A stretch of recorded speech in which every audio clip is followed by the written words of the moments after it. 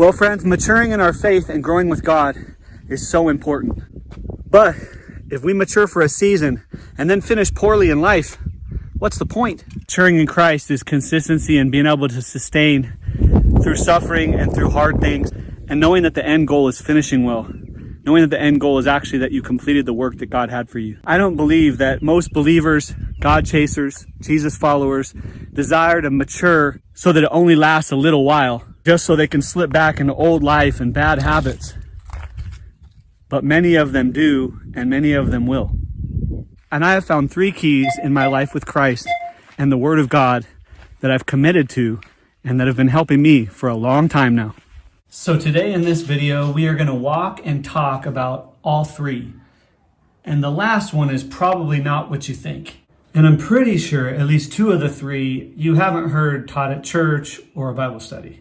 Overflows like a child, I can't get enough. No. So what are the 3 keys? Well, let's start with number 1. And it's going to seem really, really obvious. But I assure you that the majority of believers, they never reach their full potential in living out number 1. In fact, that's actually what this channel is for. So I can serve you in growing with intentionality and living out number 1. And then you will desire to live out number 2 and 3. So number 1, hearing God daily. Now this one goes without question, but in this video, we want to stress how we can make this possible for your whole life. And these are all some ways that you can focus on hearing God daily. Read, pray, wait in silence, ask questions and wait, worship, etc. All of these can be done in adoration and thanks and gratitude for who He is. And long term, the key is to find a rhythm in a few of these that you can lean into so that you talk with God and not to God. In other words, you remember His goodness and the last relational conversation that you had with Him. And you do this before you inquire of something new from Him. And when these disciplines become a desire for you to know Him more and not just to ask help from Him, the system becomes set for your whole life with Him. And I promise you won't even be able to go a couple of days without connecting with the God of the universe as your God and Father. Number 2, the willingness and the ability to say no.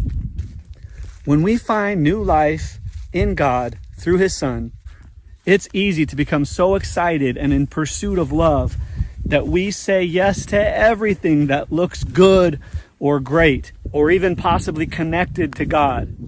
And this is why it's so vitally important that we live in number 1.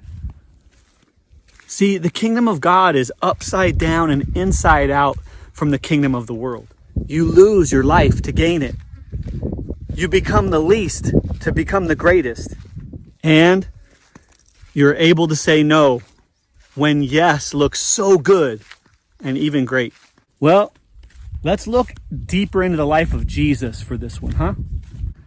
So in example 1, we're going to ask this question to ourselves. How many people did Jesus heal? We don't know. But we do know the percentage of people He healed. 100% of every person that was brought to Him or that He healed on His own. But weren't there more people in each town that needed to be healed? Yes, of course. And did Jesus go door to door so that He could do that? No. Okay, so example 2 of Jesus' life. Could Jesus have stopped Pontius Pilate from crucifying Him? Yes. But did He? No. All right, example number 3. In the wilderness, when Jesus was being tempted by Satan, could He have turned rocks into bread? Yes. But did He? No. Friends, having the ability, maturity, and obedience to say no when God wants you to is a lifelong key.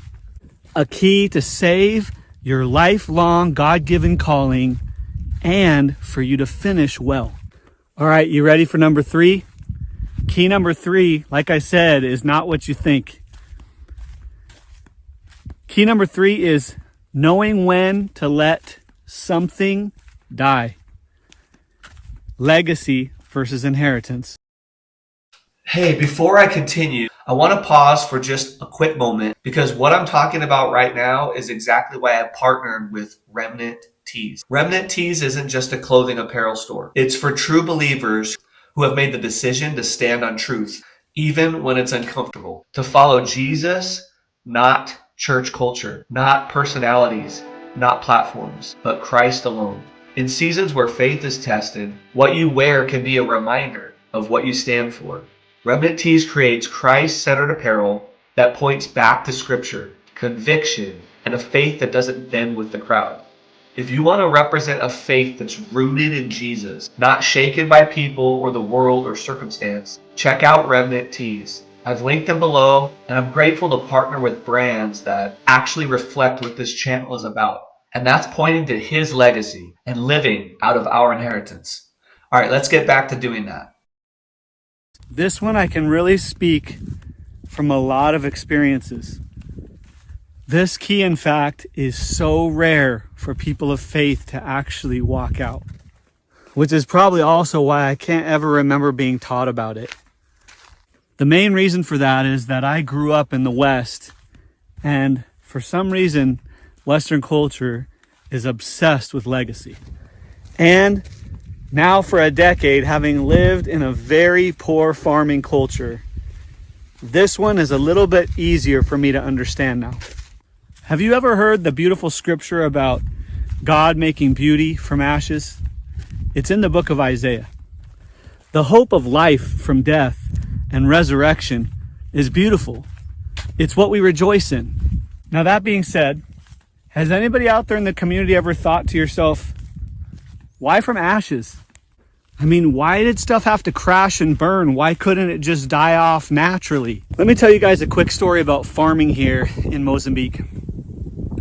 One of the systems, or one of the processes that they have here is come September, October, November, the people start plowing the ground with their manual hose and things like that, digging up the ground, getting it ready, moving old corn stalks and grass and all that, and tilling it, making their mounds for planting. And they also, during October, a lot of them burn their fields.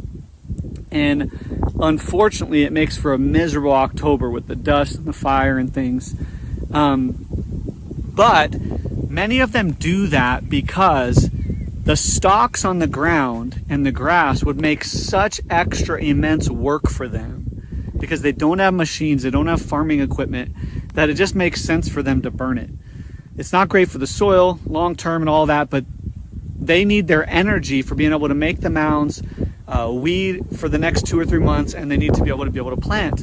And so it just takes too much time. And then also it helps to remove snakes and critters and things like that. And so at the end of the day, the ground has ashes on it. So they've literally harvested, the stalks have died off naturally, and they've also caused the destruction of the stalks and made piles of ash all over their field. Now, what's interesting in all this is they do it for convenience sake, but if they had machines and things like that, they could pile up the stalks and the things that are good for the soil, and they could blanket the ground, and God would create out of that naturally.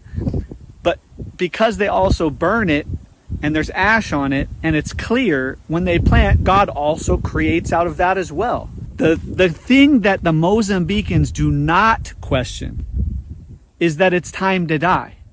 They know that their fields need to naturally die and or be burned so that they can replant. Now hear me on this.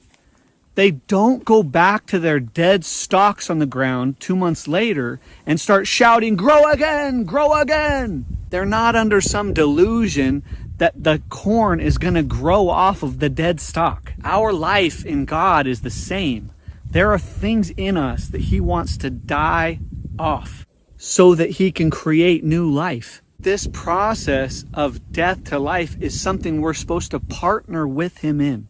Whether that's emotions, vocations, ministries, unhealthy relationship, sin, etc. Friends, this one key can destroy whole ministries and break up the closest of relationships. Holding on to things so that we can have a legacy within the kingdom of God is like the height of pride and hubris. And also, as believers, we should know the word legacy is not in the Bible.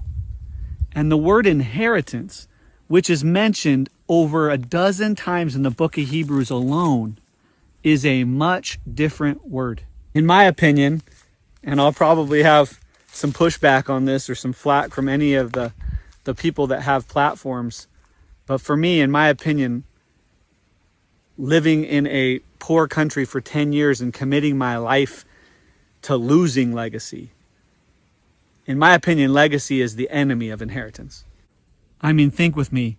Consider Jesus, who left all glory and considered it not on our behalf, so that he could walk in unity with us together as a human, to walk on the earth with us as a high priest. He gave up his legacy for his inheritance from the Father. That's us. We're his inheritance. And now we are supposed to create a legacy? What? How crazy is that thought? Friends, we are to live for the inheritance he gave us, himself. And until Christ returns and makes it all right, things, people, and seasons will come to an end. It will come to an end whether we allow it naturally and obediently, or whether, God forbid, they end in destruction. My own personal testimony on this began my first season of knowing when to let things die and to say no, of step 2 and 3. My personal testimony on this was that within 90 days of me leaving the pursuit of baseball in my life, the Lord gave me one of his good and perfect gifts in my wife, Carla, of almost next month, 25 years. I had to come to the realization that baseball in my life, as I saw it, had come to an end. And God was saying, trust me, Ian, let it die, and I'll bring new life. And you know what? He did. Faithfully, abundantly, more than I could ask or think. New life with Carla. But think about this. Man, how painful would it have been if I had kept going stubbornly, knowing that his grace on this had lifted? Friends, my family, we have left large ministries and moments and watched what we thought were lifelong callings come to an end. We have walked this process out in faith probably 3, 4, 5 times now as a family. And it has always been so worth it.